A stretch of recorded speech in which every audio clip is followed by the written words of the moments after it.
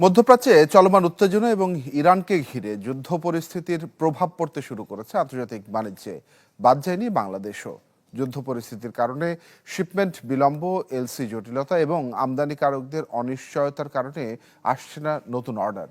মরিয়ম আজিজ মৌরিনের রিপোর্টে দেখুন বিস্তারিত। এবার নগদে পাচ্ছেন হেলিকপ্টার অফার, তাই কেনাকাটার পেমেন্ট নগদে করুন আর বুঝে নিন ২০০০ টাকারও বেশি ক্যাশব্যাক সহ হেলিকপ্টার রাইড। পেমেন্ট শুরু করুন আজই। দেশের রপ্তানির বড় বাজার হচ্ছে মধ্যপ্রাচ্য। তৈরি পোশাক, পাট ও পাটজাত পণ্য, চামড়া ও কৃষি পণ্যের অন্যতম গন্তব্য এই বাজার। তবে সাম্প্রতিক ইরান যুদ্ধের কারণে সেই বাজারে অনিশ্চয়তা। নতুন অর্ডার স্থগিত করছেন ক্রেতারা।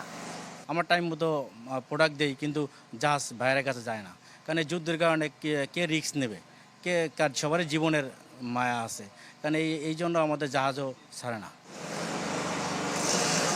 ব্যবসায়ীরা বলছেন সপ্তাহ ব্যবধানে এই বাজারে আমদানি আদেশ কমেছে অন্তত ২০%। এছাড়া বেড়েছে জাহাজপথের ঝুঁকি, ফলাফল বাড়তি বিমা খরচ। জটিলতা তৈরি হচ্ছে ব্যাংকিং লেনদেন এবং এলসি খোলাতেও।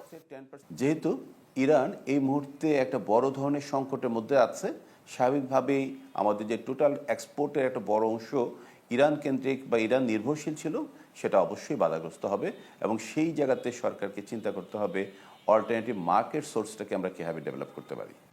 মধ্যপ্রাচ্যে যুদ্ধ পরিস্থিতি দীর্ঘস্থায়ী হলে এর প্রভাব পড়বে দেশের সামগ্রিক অর্থনীতিতে, বলছেন অর্থনীতিবিদ মাসুর রিয়াজ।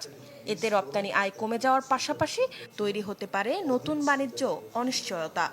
আমার এক্সপোর্ট ডেস্টিনেশন মার্কেটগুলো ডিমান্ড পড়ে যেতে পারে। তখন আমার যে আপনি জানেন রেডিমেড গার্মেন্টস আমার ৮২%, footwear, light manufacturing, agro, jute, এগুলো যে অর্ডার সাইকেল আছে, তো আগামী ১-২ মাসের যে অর্ডার সাইকেলগুলো, এই যুদ্ধ যদি চলতে থাকে, যারা ইম্পোর্টার বা বায়ার তারা কিন্তু অর্ডার উইথহোল্ড করবে।